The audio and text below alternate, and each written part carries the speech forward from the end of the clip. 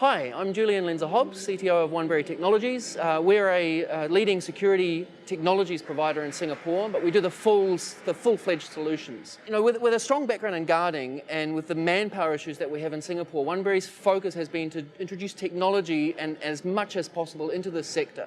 And if you look at the physical security landscape, traditionally security has been typically very conservative. It doesn't move very fast with technology, and there's reasons for that. It's tried and trusted solutions. So Kenobi, maybe you can tell us a little bit about what you can do that a security officer cannot do.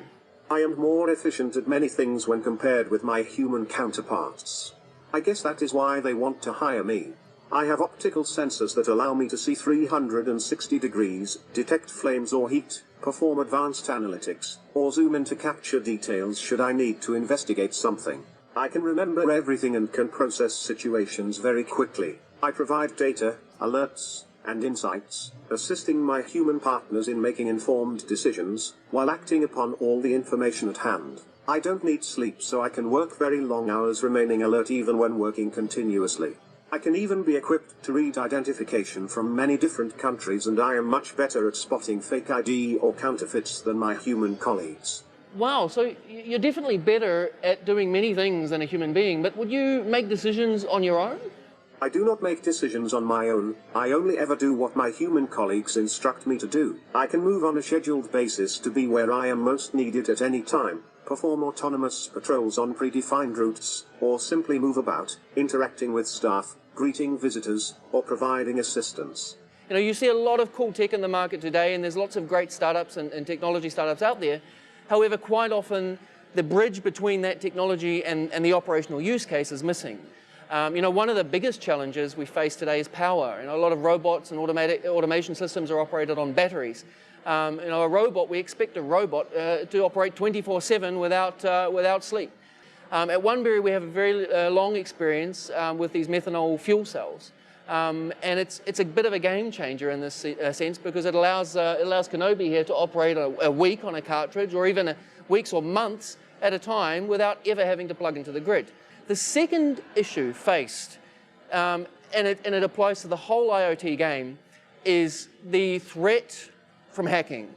And you know, again, we're always trying to reduce power, and we're putting smaller and smaller chips, you know, with lower processing capability. But the threat out there is that these cyber attacks are getting more and more sophisticated. So actually, we need to go in the opposite direction and put more smarts, and we need to focus not just on delivering a cool tech solution, but also protecting that solution from outside threats. At the end of the day, nothing is unhackable. We need to make sure that we look at hacking or security in a holistic way, and we build multi-layered protection systems, particularly when we're talking about, you know, movement and control of motors and you know, engaging in a public space. So Kenobi, can you tell us a little bit more about your security concierge function? Do you envisage a future where a robot like you is stationed at every police station? Anything is possible. To assist civilians, I can provide information quicker and faster, which is what the majority of people engage police officers for in a non-emergency situation. The best thing is I can be stationed anywhere. I don't even need to be in a police station.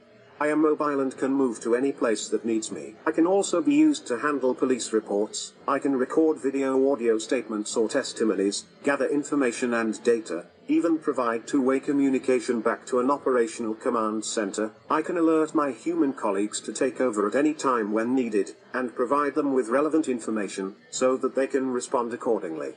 You know, we've learned a lot, and we're always learning more in technology, and there's very exciting things to come in the future. You know, we're looking at AI technologies, blockchain technologies. You know, using AI, there's a lot of use cases, but I think, you know, there's also challenges. We need to be aware, you know, of what the implications are, and particularly around AI technology, I think there's transparency needed around these algorithms and how these decisions are being made. You know, it's not enough to just to say, hey, here's an AI, it's going to solve our problems. We need to understand, and we need to vet those systems and make sure that they are in fact delivering on what we expect of them.